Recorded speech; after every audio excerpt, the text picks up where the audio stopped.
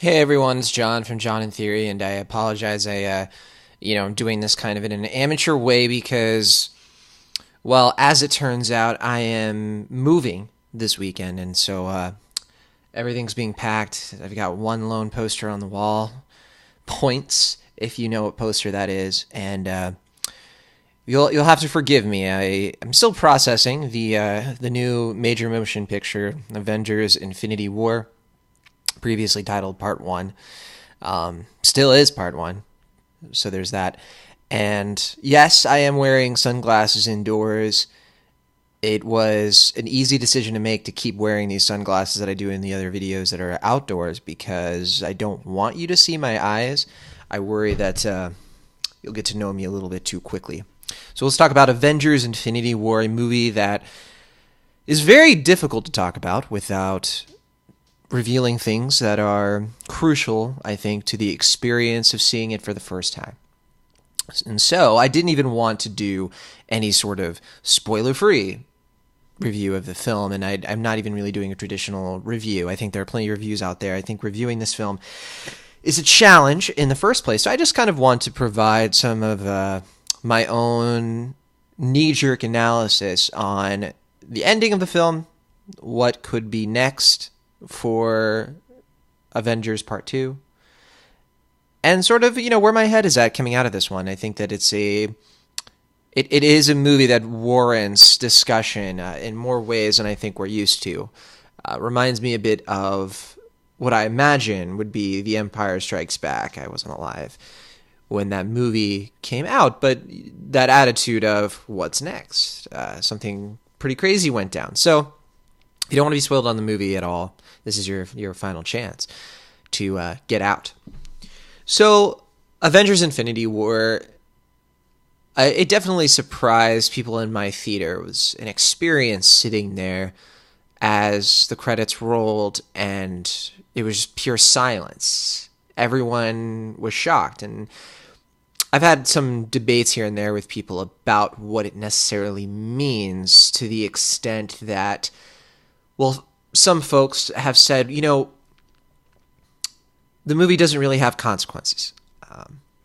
As you know, since you're watching this, and I hope you've seen the movie to know this, but basically half of everyone dies, which I find very strategic, by the way.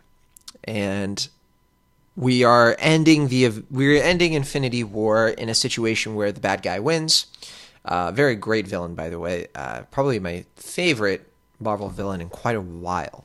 To the extent that Thanos, to me, someone was asking me, who is the hero who's the best hero? That was the question. Who's the best hero of Avengers: Infinity War? And my response was Thanos.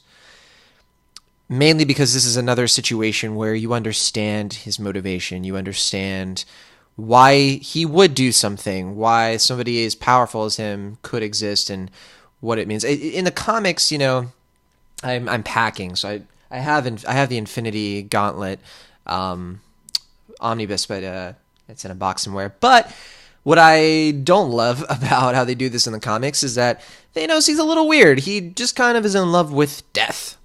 His motivations are a little bit murkier. In this one, the Russo brothers, who directed the film, Joe and Anthony, they provided a little bit more storytelling clout to Thanos as somebody who I believe he would exist, and in this type of universe, this Marvel cinematic. So I'm all good with that. And leaning back into my earlier point, half of everyone dies. And you're probably wondering, well, how are these consequences? We know these characters are going to come back. We know Black Panther and Spider-Man, they're not gone forever. And yeah, of course, like if you watch the movie, you're walking out of the theater, you're pretty confident, of course, that something can happen, that these characters can have a return. I don't think that means that there's a lack of consequences, though, that there is a lack of stakes.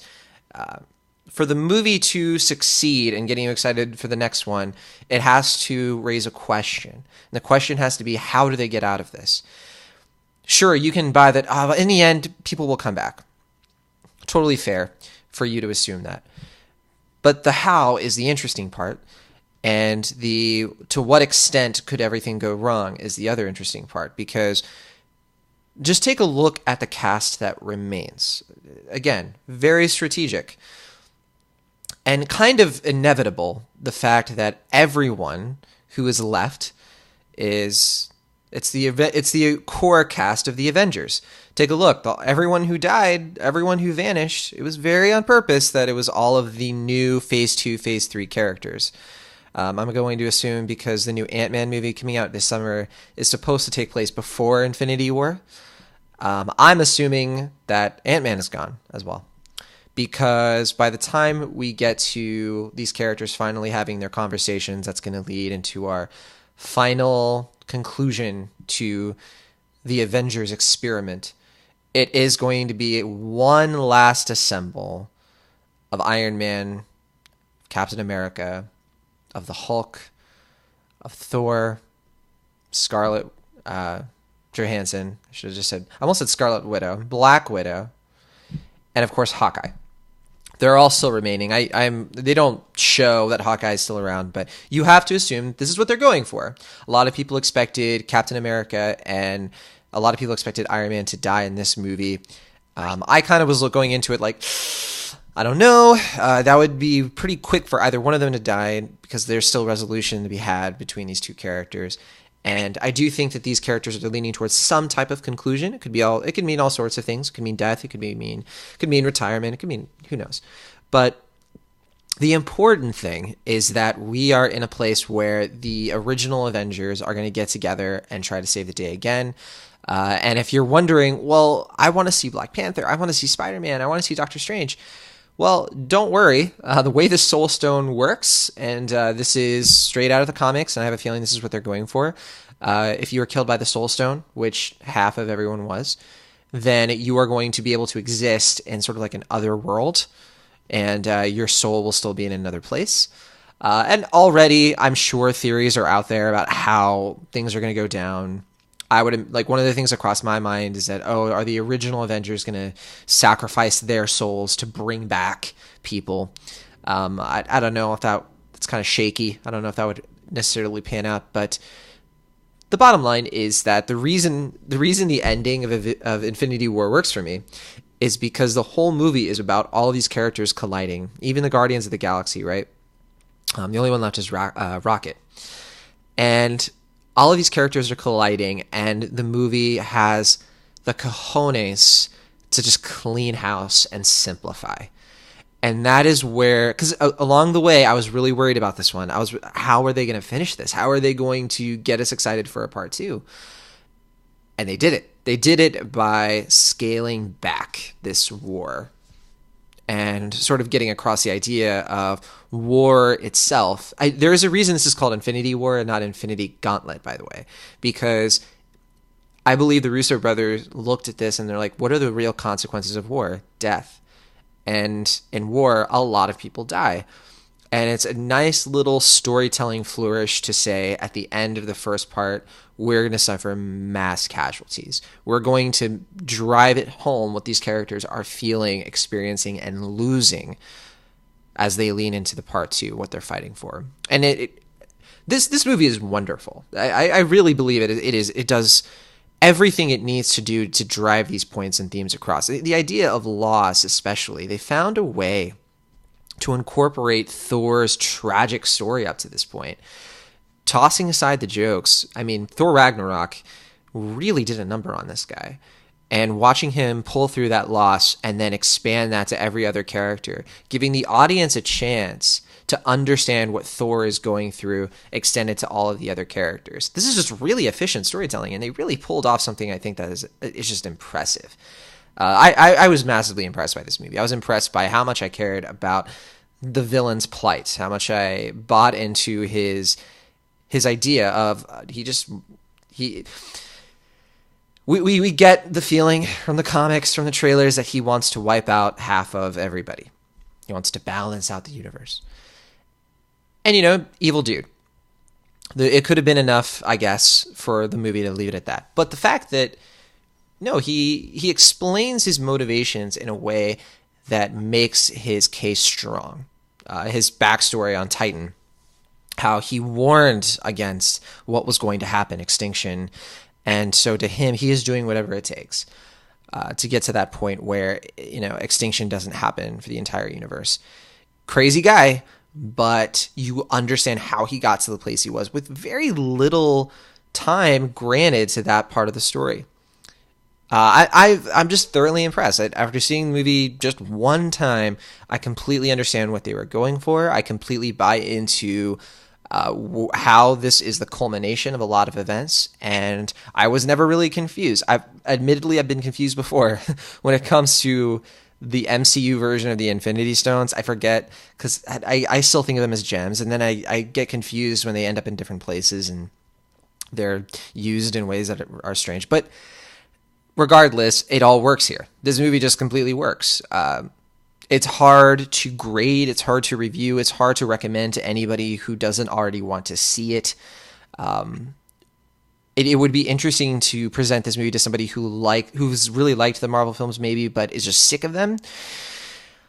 I would say that there are things about this one that are so different from Marvel movies we've gotten before that I wonder if it will be a breath of fresh air for them or if it'll just feel too long. 2.5 hours is a pretty tough thing to bear, but I was into it. I was into it the entire time. I'm still kind of reeling from everything that happened. I'm going to be doing a much more detailed analysis and review of the movie, including spoiler-free stuff, I guess.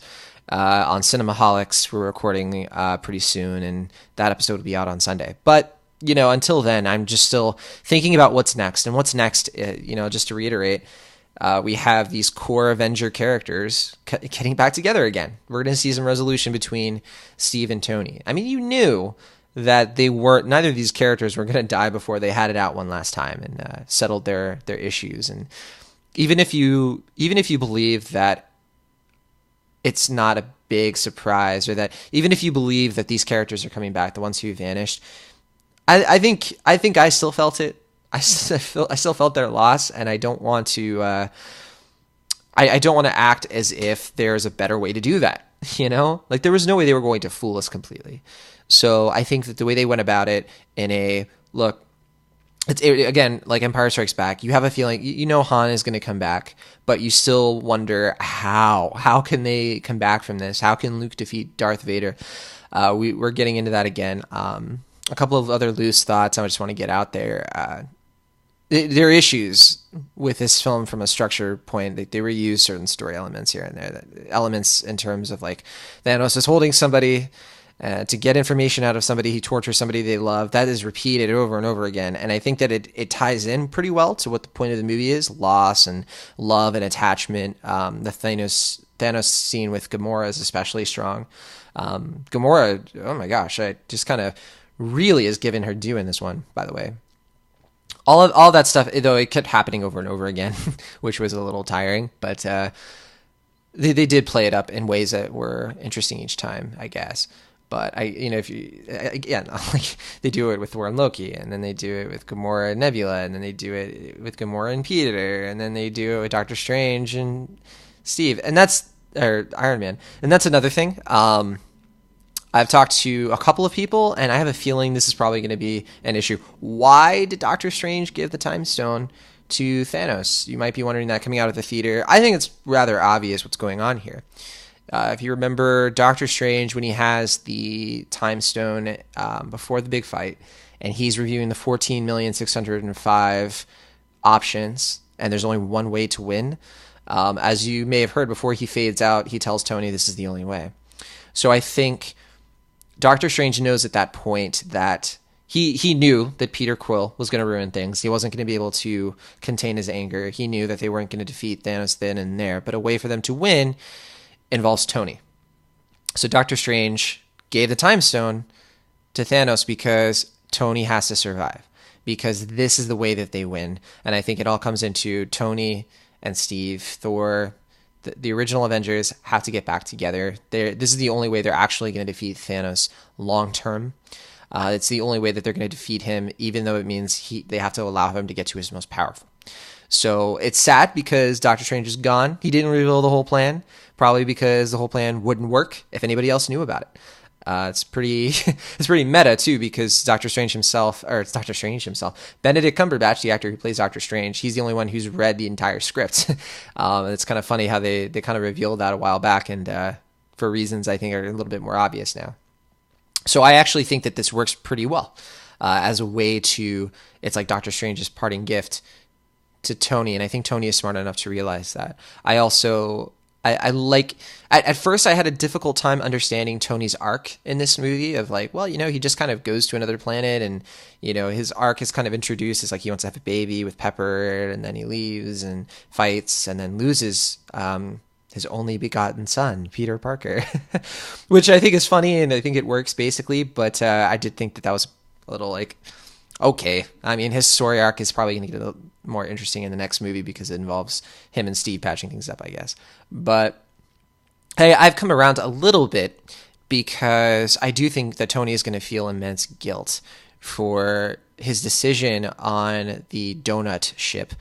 After they defeat Ebony Maw, Doctor Strange wants to go back to Earth to kind of protect the stones together, right? And he's like, no, we're going to take the fight to Thanos. But I think Tony realizes that if he had gone back with Doctor Strange, if he had joined Steve, and if he had let his pride go to work with Steve Rogers and to actually work with the rest of the Avengers in Wakanda, and if they had all been together fighting against Thanos with Doctor Strange there to give them their plan to win, with Peter Quill, with everybody united, all together, they could have defeated Thanos. And Thanos wouldn't have had the time stone, so he wouldn't have been able to, even if he had managed to get a hold of Vision, he wouldn't have been able to rewind time. So I think Tony is probably thinking to himself, especially I think in the next movie we're going to see, like, if he had sucked it up and if he had patched things up with Tony, if they had all united before, none of this would have happened. And they all would be together right now. But as it stands, his story arc is, I can't do it all alone. I have to rely on other people. I think that's really strong. I started off in a sense of like, all right, I guess there's a story arc in here somewhere, to, oh, wow, this is actually a story arc that matters and is interesting. So those are my knee-jerk thoughts on Avengers Infinity War. Again, very strong movie, very satisfying, and I think that it's going to surprise people. I think people are going to have a hard time with it. I don't expect every critic to be in love with it because there are things. It's unlike anything we've seen before, and I think if you judge it as a movie, you can run into a problem of, well, is this really a good movie if it relies so heavily on knowledge from other films, from character motivations from other films? And the movie would have been impossible to make if it had tried to like done a previously on Avengers. It wouldn't have worked. So it reminds me more as a TV show in that sense. They always have been very episodic, like an anthology almost. The third episode of a really, really good show, and this is the season finale, I think that it would be, honestly, this would be heralded as one of the best season finales of all time. But because it's a movie, because it's playing in theaters, and that sort of adds an tangible element of like, well, we got to expect more out of this because it's in the cinema. I think that that's going to drive some critics to sort of try to evaluate it from a list of criteria that I don't think is all that accurate contextually. It's not something that is going to be useful to people who are genuinely curious, is this a good movie unto itself? And I'm fine with that because critics are going to critic, and I think fans are going to fan. And I think over time, we're actually going to have a consensus that reflects, was this a movie that was worth our time or not, as we continue to evaluate and analyze. Similar with Age of Ultron, how that went down. Similar with the first Avengers. I think this is a movie that cannot be baked or boiled down to very simple points of like, well, I knock this down a peg because of the certain elements of the structure. Like, I think that we can get obsessed with like, how do you grade? How do you end it? Just talk about the movie. Like, talk about the movie, what it means, what it meant to you, how your experience was with it, what it got right, what you found it got wrong, and why. And I think that this is, it's a really cool experience to see a movie that so many people are seeing all together, probably since The Force Awakens, honestly, in the sense that it's an event movie, not just a really great movie, like something like Black Panther, like something like Thor Ragnarok, where you can watch that and just be fine with it. And the analysis is very like small scale because it's not a movie with huge implications for other movies, really. But you can say with Avengers Infinity War that it's a game changer in terms of how it's going to go down in history as, in my opinion, a cinematic accomplishment. I don't think it's going to satisfy everybody, but it certainly satisfied me. And if you agree, be sure to let me know anywhere you can find me. And I want to get more opinions in my brain of where this movie landed for people. And I have yet to read any like official reviews. I'm about to go do that now.